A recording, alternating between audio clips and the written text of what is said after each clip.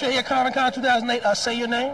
My name is Jeff Parks. And what's your company called? Company's name is Park Sabers. Now, I was telling you had been doing these for 15 years, and I said when you first did your Sabers, did you have to even get a license from the Lucas people, or what did you do? I mean, absolutely not. I've been manufacturing custom saber designs from the get-go.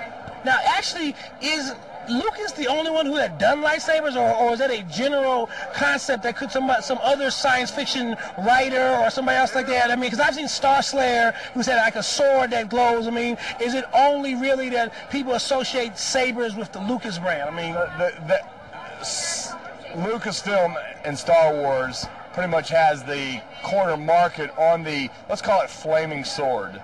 But the flaming sword is actually a mythical concept dating back hundreds and hundreds of years. So a light sword, a lightsaber, a flaming sword, the concept of a weapon that emits an energy like that is actually a very old concept. And so what's the difference between what you had started out with 15 years ago and the technology you can use today to do your sword? When I first started, I was actually just making what I would almost consider hardware sabers. I was going to Home Depot and buying bolts and knobs and screws, okay? Frankenstein style. Almost, exactly. As I kept going, I never quit. I progressed as a manufacturer.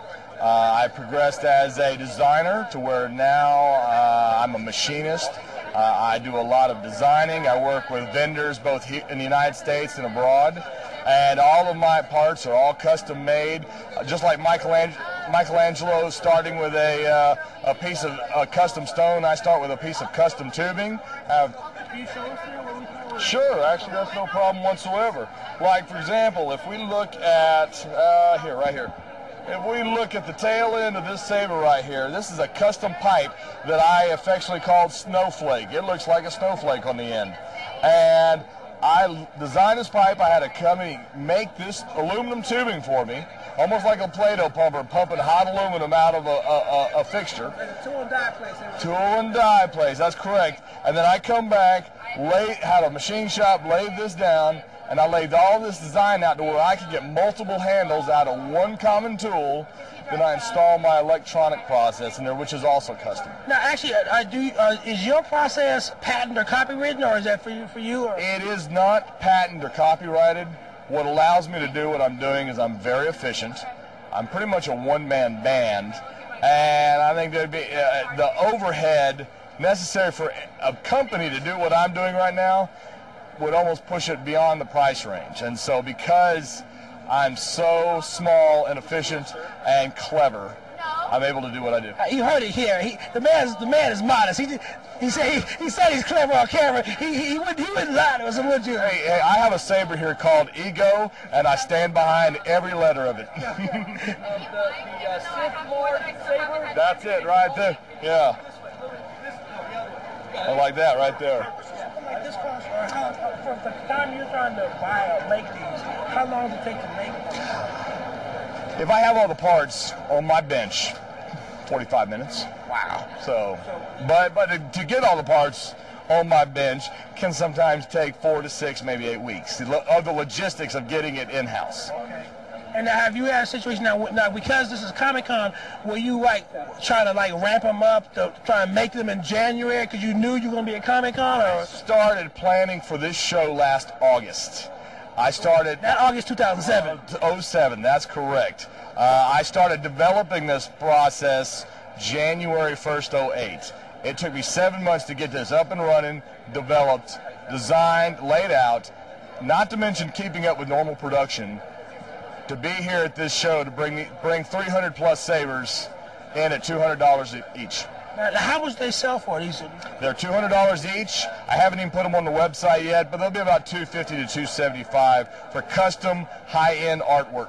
Now, actually, when Clone Wars comes out from Warner Brothers, which can come out in about a couple of weeks on animation, will that mean you'll go look at that and you may actually have a new saber that's in the Clone Wars series that you might incorporate for next year for Comic-Con? No, I'm not looking at their artwork. That's their intellectual property. I create my own designs. Now, obviously, the Clone Wars is a cartoon. And obviously Lucasfilm has a marketing interest in catering now toward tweens. They are going towards a younger market to generate a whole new crowd. and created an automatic machine, or automatic ATM machine, I would say. And so in our new process, we came out with some smaller handles, smaller design, and also smaller blades for that very purpose. Okay, so because I mean, anytime I see a Star Wars film or like that, people in costume, they've got sabers, they got swords out, so they pretty much may have come from you in that sense, because they want the best. Most people don't want, if you're a true Star Wars fan, you don't want to go to Toys R Us and buy a lightsaber. You want as authentic looking as possible. You are absolutely correct. There's actually a philosophy behind it.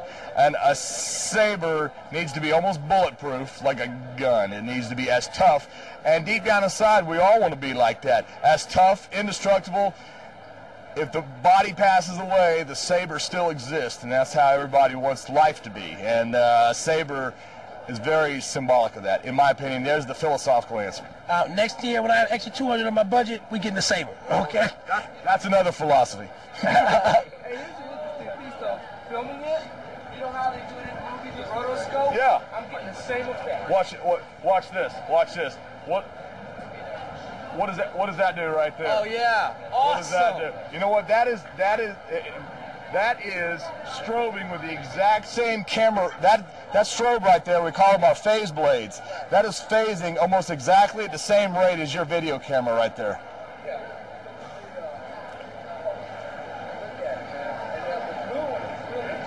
Hey, let me get the blue one right here. Watch this here.